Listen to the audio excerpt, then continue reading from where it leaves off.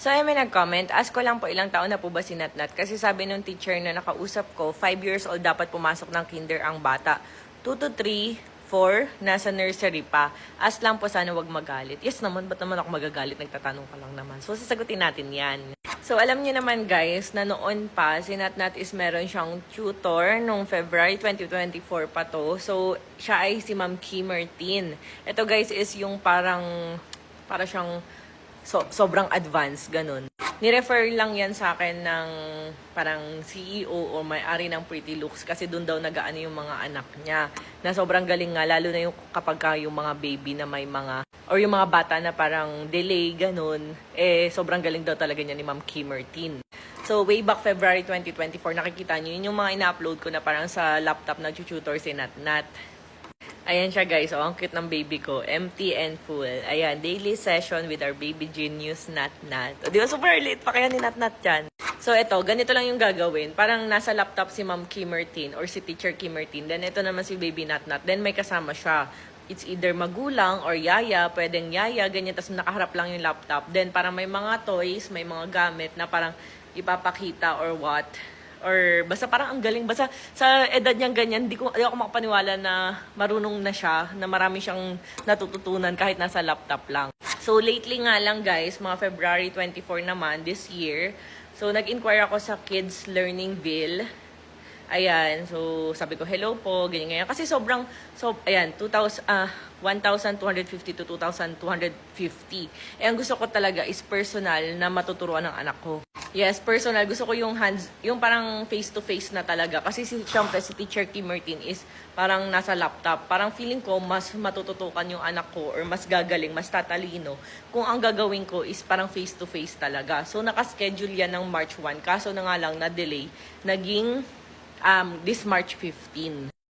Guys, call me OA, pero sobrang dami ko talagang in-inquirean and Victorious Homeschool, Victorious Children Learning Academy, tapos ayan, Baby Bits Play School, Frame of Kinemer, tapos Teacher Joan Wild Center, Teacher A. Basta dami, di ba? Nakakaloka. Ayan, meron pa dun sa taas. Kaso nga lang kasi, yung mga kanila daw is hindi daw DepEd accredited, parang play school lang. Meron pa kami pinuntahan isa, malapit lang din dito sa bahay, mga 15 minutes lang. Parang may mga slides lang, maglalaro lang si Natnat. Ang dami na niyang toys dito sa bahay. Kaya sabi ko, kung paglalaroin ko lang din, dito ko na lang sa bahay paglalaroin ng aking anak, no? So, going back dyan sa question mo, ayan, si Natnat po ay 2 years old and 10 months. Magti 3 years old po siya this coming May 14, 2025.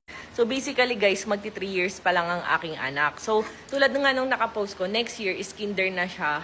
Then after kinder, syempre grade 1 na, grade 2, grade 3, grade 4, grade 5, ganon, hanggang grade 12. Tapos college na. Ayan, 'di ba? So tama ka naman. Ang sabi kasi sa akin, ngayong si Natnat is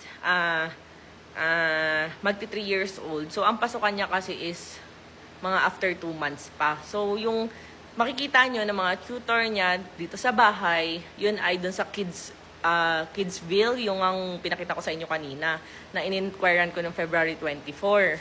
So yun is parang weekly may tutor si Natnat. Parang weekly siya na parang face-to-face talaga, may magtuturo sa kanya, may tututok sa kanya, ganun. And yun nga, yung dun sa school mismo, siya, parang si Natnat is considered junior CASA. And kung makikita nyo, ang tuition na binayaran namin kahapon is 2,000 plus uniform niya 1,000 halos. So, kulang-kulang 63K. So, yun po ay whole SEM na. Whole school year na. So, whole year na yun. And yun nga, DepEd accredited siya. May recognition, may mga certification. DepEd accredited. Kasi nga yung mga na-inquire ko, lalo na yung sa mga pupunta dito sa bahay. Sa totoo lang, ito real talk. Gusto ko talaga ipa-homeschool yung anak ko. Kaso nga lang, sa sobrang dami namin in-inquire na homeschool. Kasi parang hindi ko kayang lumayo yung aking anak like papasok sa school. Parang hindi ko kaya. Kaya nga hindi kami maka-abroad ng asawa ko. Dahil yung visa ng anak ko, Natnat at Talia, pinaasikaso namin US visa nila. Kami approved na. Sila kasi parang for delivery na. Tapos wala pa yung kay Ate Agi. So, parang mahirap din kung mag-abroad kaming apat. Natnat ako, Nathan at Talia. Syempre, hindi na kami mag-enjoy buat namin yung anak namin. So, kailangan namin yung ang visa ni Ate Agi, kaya nirarush na namin. So, mahirap kasi umalis na malayo. Parang na hindi ko kasama yung anak ko, hindi ko kaya. So, ayun. Ngayon, junior casa daw yung tawag kay Natnat. Tapos, next year, di ba sabi ko, next year, kinder na siya. Next year, kinder 1 na siya. Senior casa naman daw yung tawag doon. Tapos, yung next school year naman, kinder 2 na siya. Tapos, next year, grade 1 na siya. So, yun yung tinutukoy ko doon sa post ko, guys. And sa mga nagtatanong, bakit sobrang aga ko kasi pinag-aaral yung mga anak ko? Kasi guys, dati nung ako, college ako, di ba sa FEU tayo, may mga kaklase ako doon na parang like, ano ba, ilang taon ba ako? 18 ata. May kaklase ako parang 16 years old lang. Parang sabi ko, ay ayos. Ibig sabihin, kung maaga mag-aral ang anak ko, mas maaga silang pwedeng mag-college, graduate, and kasi ako talaga sa totoo lang, di ba, graduate ako ng medtech sa college. So gusto ko talagang abogado or mag-doktor, so medical legal, ganyan, or mag-doktor nga. Pero yun nga, sabi ko, para kasing sobrang tagal ng kakainin sa akin na taon. Sobrang tagal ng kakainin sa akin na panahon. Pero kung syempre, kung makakapag-aral na maagap yung anak natin, maganda talaga, di ba? Like parang, makapag-aral na maaga, makakatapos na maaga, makakapagtrabaho na maaga. Marami rin kasing benefits. And nakikita ko naman kasi sinatnat na hindi na lang siya puro laro ngayon. Di ba? Nag-ABCD na nga, color. Tapos, parang nakakaintindi na talaga siya. Pero sabi niya kahapon, Mami, ayaw school, gusto shopping. Nakakaloka. Ayun, so lagi ko nga sinasabi sa inyo na ang edukasyon ang never mananakaw sa ating mga anak, sa ating sarili. Like for example, yung akin, ako, graduate ako ng college. So, yung edukasyon na meron ako, nandito lang yan sa sarili ko, nandito lang sa utak ko forever and ever. Yan, di ba? So, never yun makukuha ng ibang tao. And yun yung, kasi sabihin na natin, di ba, marami nagtatanong ng edukasyon or ano ba yun, abilidad, ganun. So, mas maganda para sa akin, pagsamahin yung dalawa, edukasyon at abilidad. Kasi kapag meron kang edukasyon, hindi ka mamaliitin ng kung sino-sinong tao, di ba? Tapos kung meron kang abilidad, yung edukasyon mo is mafa-function mo na maayos to earn money. Di ba? Yun naman yung importante ngayon sa panahon ngayon talaga.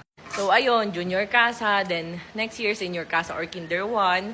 Tapos next year na naman kinder 2. Then next year, grade 1 na ang baby ko. Ayan.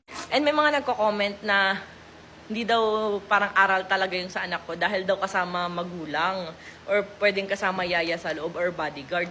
Hindi po, kasi nakita nyo naman yung tuition fee. Totoo na po to. Aral na talaga to. Kumbaga totoong aral po ito, hindi trip-trip lang na parang pasisiksikin ko lang sa classroom yung anak ko na parang, anong tawag doon? Yung parang hindi talaga siya doon, tas parang pupwesto lang siya. Hindi siya ganun.